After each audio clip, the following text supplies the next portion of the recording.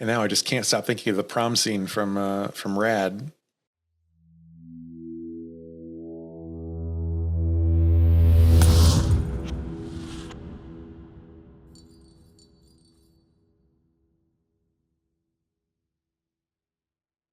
Well, I'll start by asking you a question this time. That sounds good. You're always so good at asking me questions first. I'm going to ask you a question first. Ben, what's a medium-sized Comic Con? What I would say a medium-sized Comic Con would be a local city con, like something we have several around here in DFW. Um, I don't know, a few hundred people to a couple thousand people, but as far as in attendance, but I would say maybe 50 to 60 or a few more tables in Artist Alley or vendors. You're going to have, it's going to be generally a lot of it's going to center around the vendor room. And a lot of people are going to be going around talking to the different artists and the different vendors that are there. Um, I like them a lot. I really do like them. I think one thing to consider if you're looking at a kind of a medium sized con like that is I think right off the bat, it's fair to say you're probably not going to want to travel to them. I think if you that's kind of one I don't know that you're going to necessarily if you unless you have another really good reason to go, you're not going to make your cost back if you have to post up at the Days Inn for a couple days and get a table. There just may not be the traffic there to Yeah. kind of even earn the money back unless you're really killing it.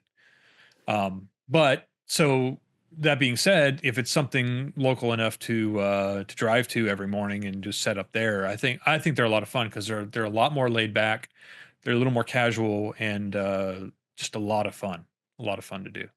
Yeah, I'm thinking about, Big Lick Comic Con, which I'm going to in August. We talked about before. Feels like a medium size to me. Yeah, I would say so. Yeah, It's 90 minutes away, which to me is like on the bubble. Like I'm planning on driving both mornings. I have to wake up pretty early on the Sunday to get down there, but I don't know if I would go much further than that because I don't want to buy a hotel room for that reason exactly. right. But if I can drive down, that it feels like it's going to be. I think because there's how much do you make from your book sales, of course, but then there also is that kind of brand awareness aspect of it. So this is, for me at least, this is a brand new audience. I've never done a Virginia Comic Con before, so it's an opportunity to really kind of spread. So in some interesting ways, that kind of changes my thoughts about what I should bring to my table. It's not just my books for sale, but like what other promotional pieces can I bring that might kind of help spread that awareness. And I like that, you said that in the mid-size range, we're thinking more of like people will spend more time in the vendor room. When you go to a big show like C2E2, we just looked it up, 85,000 people were at this year's C2E2. It's a huge con, right?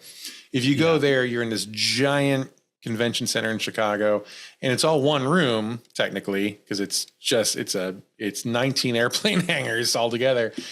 And Artist Alley is this massive space with 1,000 tables, and you've got Jenny Frice in there, you've got Zeb Wells there, you've got Jim Lee might show up for God's sake, like, it's hard to compete with that sort of thing. When you have something that big, people have they definitely go with an agenda. They have an Yeah, itinerary.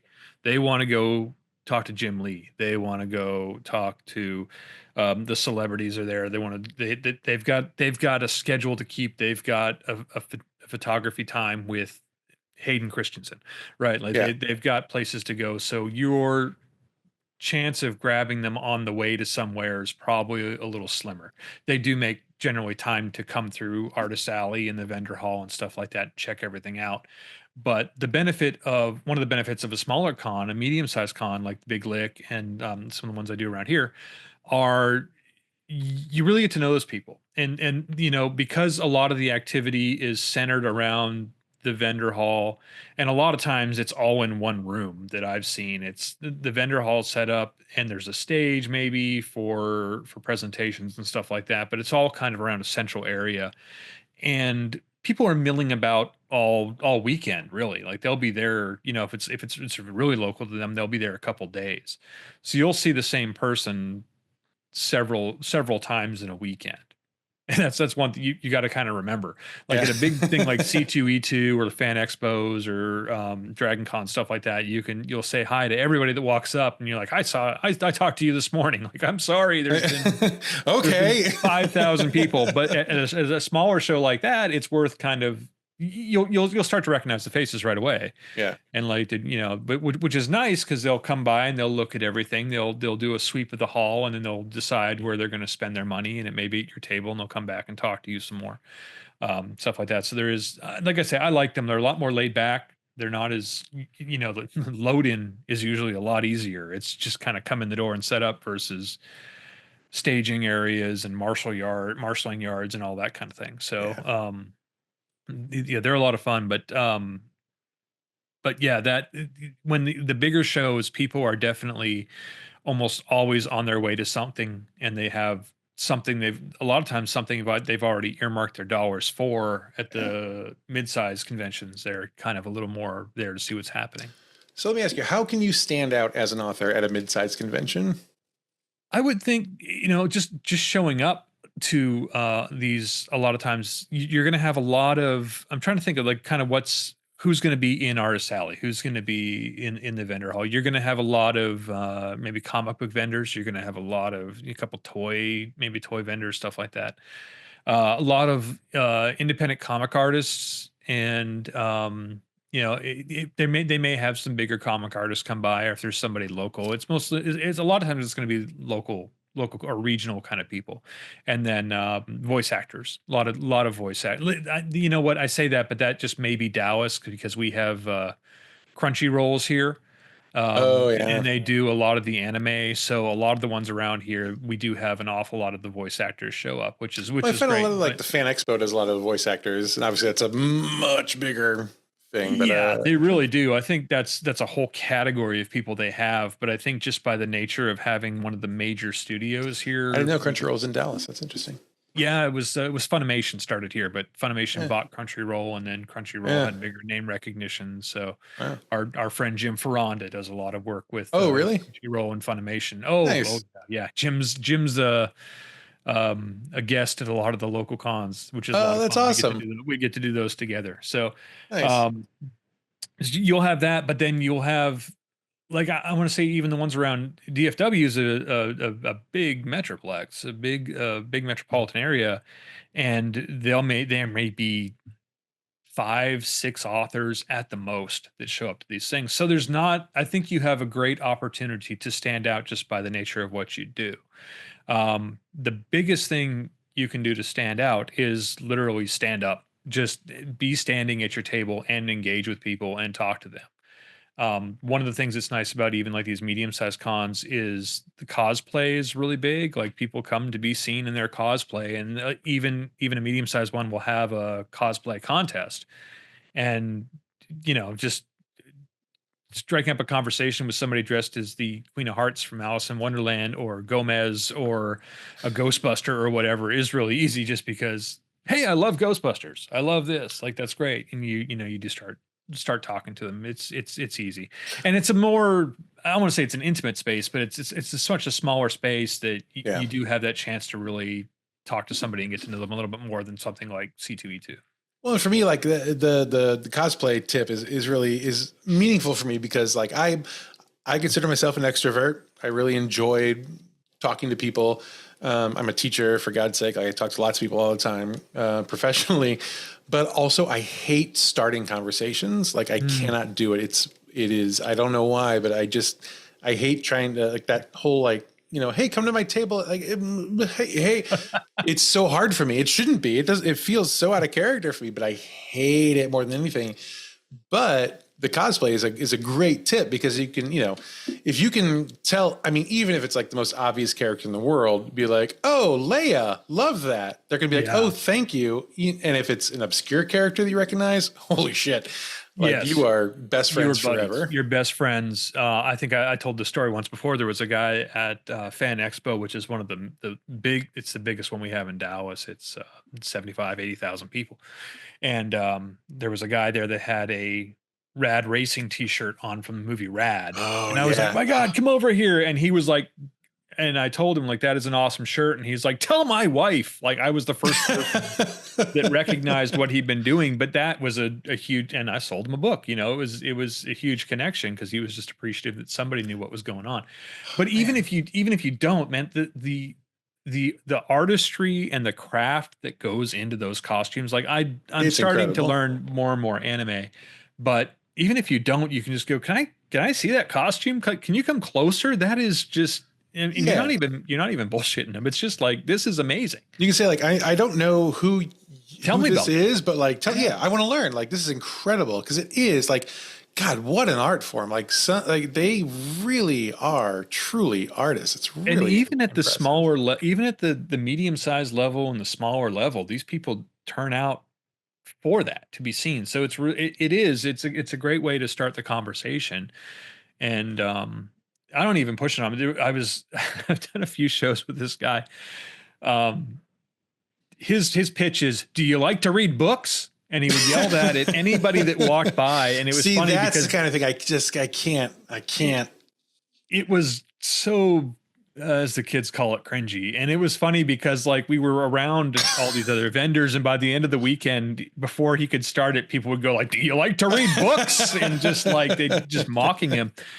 And I admire the guy, and he sold, honestly, he sold a lot of books. I Like bet he did. it God, was God bless. it was uh it was quite the pitch. I Yeah. don't know what else you'd do with a book other than read the book, but it brought them over, and he got talking to them. But I can't do that. So a No. lot of it is like, hey, that is a very cool costume. That's a very cool thing. How are you doing? And especially the local things. It's easier just to, what do you think of the show? How, you enjoying the show? What's going on? Like there's a lot of ways Yeah. to kind of broach the conversation. But at the same time, a small con like that or smaller show like that, they're going to be around again and again Yeah. and again and again all weekend long. You're going to see them several times, so you'll have lots of opportunities to talk to them and engage with them and learn a little bit more Yeah, and I about think in that kind of setting, like just being nice and being them. jovial and being having trying some kind of like positive rapport is really important There's because they will be back. at that side's show, you're in it together. Yeah. It's not like you're Hey, against we all them. know this is not Fan Expo, right? No, Okay. there really is that kind of camaraderie out by the end of the show, which is interesting. Like, did you see this? Oh my God, did you go check out the Ninja Turtles that are over? Like, like, did you see that? And a lot of times I'll do that too, to talk to somebody. You're like, oh my God, did you see that Boba Fett that was walking around? It was so cool. Or did you Yeah. see that, whatever. Someone at a show that size is going to show up in some kind of cosplay that stands out. And you Mhm. can talk about like, oh my God, did you see RoboCop? That guy's RoboCop Yeah, costume was someone's insane. going real hard. Yeah, they Absolutely. really do. I mean, a lot of times they're guest of the show. Yeah. There's a local show here that's great that a guy came the first year, and he does the best Mr. T. Like he looks like Mr. T. And by about the third year they did this show, they were hiring the guy to come appear as a Mr. T impersonator. And Incredible. he's a hell of a nice guy and all that, but it's a small enough, intimate enough space where you can talk to them about what else is going on at the show to kind of strike up that It's a conversation. shared experience, and you Yes. don't get that at the big ones. No, not at It's really all. important. And now I just can't stop thinking of the prom scene from Rad, the BMX dance. Send me an angel. I mean, perfection. Oh man, Hal Needham was a genius. Oh, way ahead of his time. Yeah, he was setting the times, I think. But another thing about the local shows is you're going to have kind of a certain level of guest. For us in Dallas, that means Burton Gillum. And he's been at several shows. He's local here. He is Blazing Saddles. I was going to be ashamed to admit I'm going to have to Google Burton Gillum, and holy shit, he is Blazing Saddles. There he is. Oh, he is from Blazing Saddles, and then and a lot That's of other great. stuff as well. Yeah. Back to the Future 3. He was in. I can't remember if it was White Lightning or Gator. I think it was Gator. The Gator. sequel. Yeah, the Gator. He was Smiley, and But then he did all that, and then he started a car dealership around here. So he's kind of the Oh, local really? celebrity here, but he's at all the shows. But like he's Even been, in Vegas? Yeah. so you're going to have a lot of the same guests. We have again, we have a lot of the here. We have a lot of the voice actors. So you have a lot of the voices from Dragon Ball and stuff like that. They're kind of consummate guests. That's cool. Um, Bert's awesome though. Bert is a fantastically friendly guy, and Oh, that's nice. those are fun when the show is kind of slow and you're kind of, because sometimes it happens. Sometimes it's the wrong weekend and there's something else going on. I think we had one show where it's normally a great show, but it happened to coincide with the opening weekend for the Texas State Fair, which is a huge deal, Yeah. and it was dead. And then I got to chat. I was across from Bert the whole time, and so we were just chatting the whole day, and it was a lot of That's fun. cool. Yeah, so they're the kind of things that even on a slow day, you get to BS with other people and become friends with those folks, and it's not a missed opportunity, even though the traffic's not necessarily Well, there. that's a whole other aspect of this, right? Is like there is a community among people working the shows, people with Mhm. tables that is, it's not going to put money in your pocket right away, but like, and maybe never will. But the idea of just like getting to know folks who are in it with you and you're all together like that social community is that can be really important, even just for your own like sense of self and your sense of let's keep doing this. It's such an isolated thing we do with it, sitting alone writing, that Yeah. you don't have, you may have a proofreader or an editor or even a co-writer or something like that, but for the most part, you don't have coworkers. Yeah.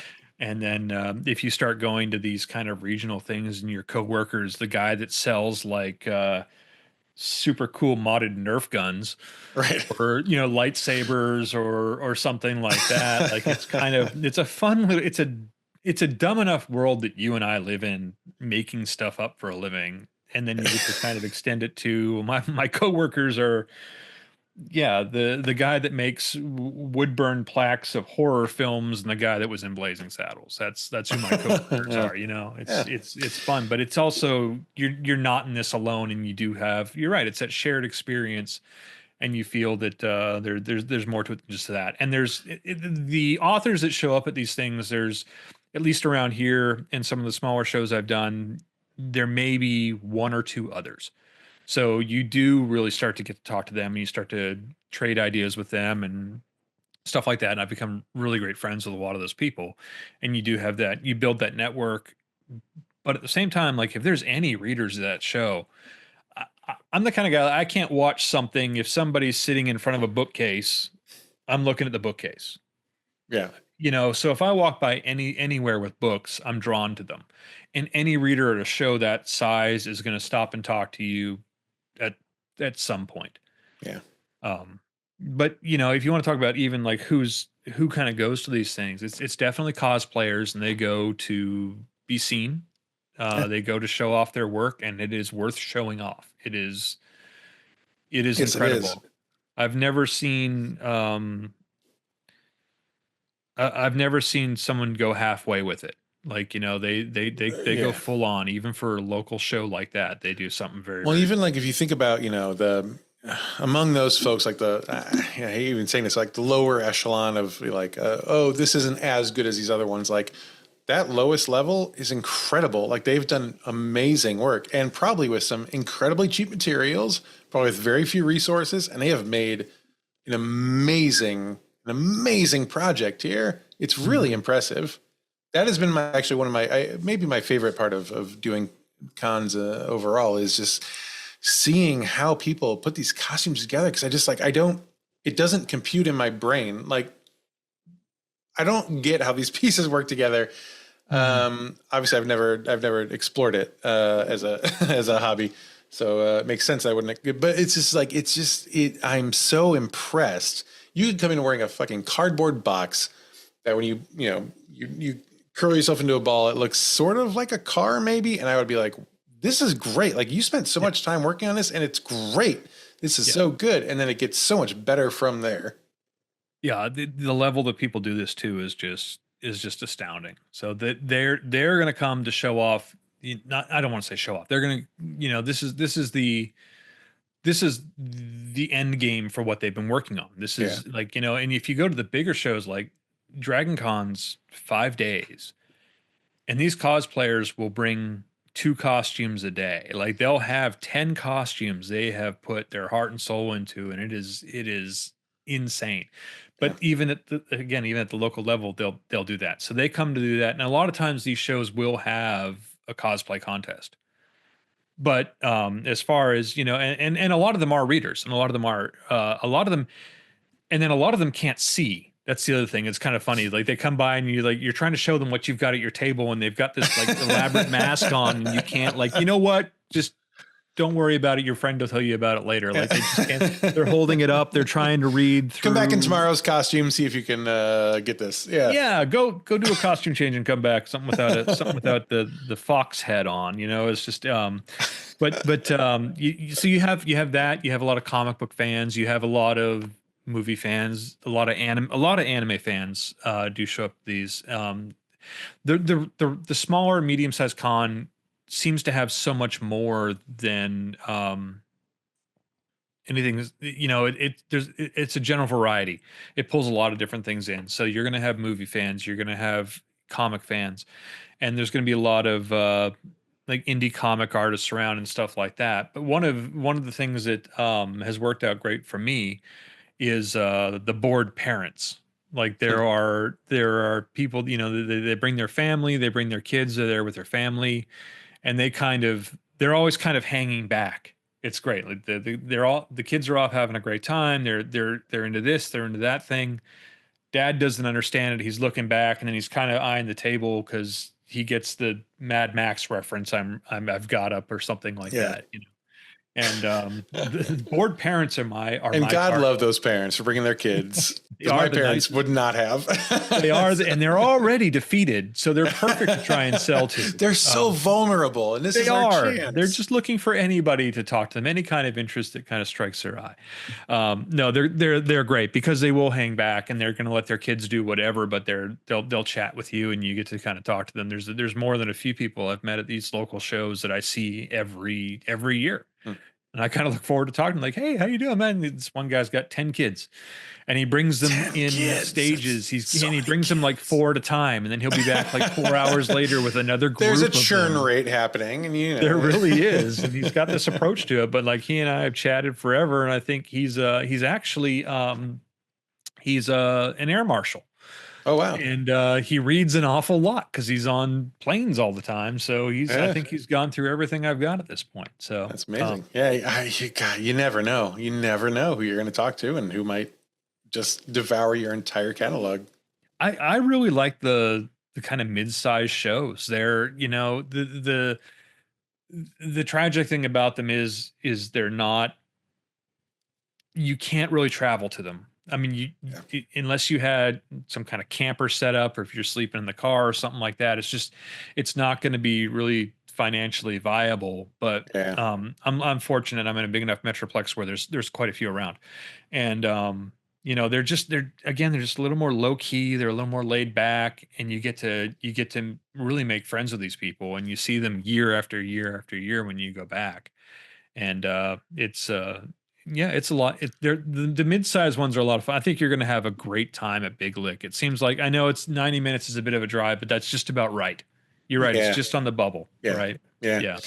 Also, I will say, I think a lot of these like mid-sized Comic Cons, in my experience, are also the kind some of them tend to be the kind of places where it's like, if you want to exhibit there, one of the questions will be, have you exhibited here before? So once you get in, it's like, okay, we know we can trust you. Like then you've basically got this pass to go there every year until you mess up big, which hopefully you don't. But so it can be, sometimes, which can be, it's a bit of a gatekeeping thing going on. It can be hard to get in, but if you get in, you need to, just be professional, be the kind of person you would want to meet at at one of these events. Then you're kind of in, and then it becomes this community, right? It becomes this thing you can kind of rely on. And people are looking for you every year, and they come back and like, oh, we were looking for you, and do you have anything new? Yes, I've got a new book. I've got 2 new books. I've got whatever, and they're lined up to do that.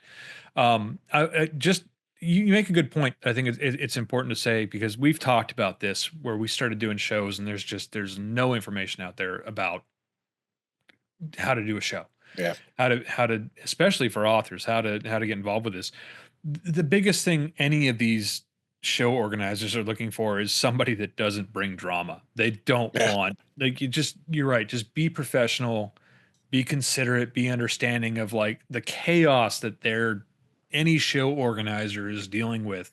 Even on Yeah. this scale, you've got guests, you've got professionals, actors, show cars, you've got all kinds of things you're trying to manage, and just you don't want to be the problem. You don't want to be any kind of That's right. pain And in like, the ass. if you've planned any event in your lifetime, you know the stress that can come with that. And now take that and multiply it by 1,000 people, right? Like just be the person that you would want to invite back to your event. Yeah. Yeah. And really it's just a matter of just, being easy to work with and then engaging with people.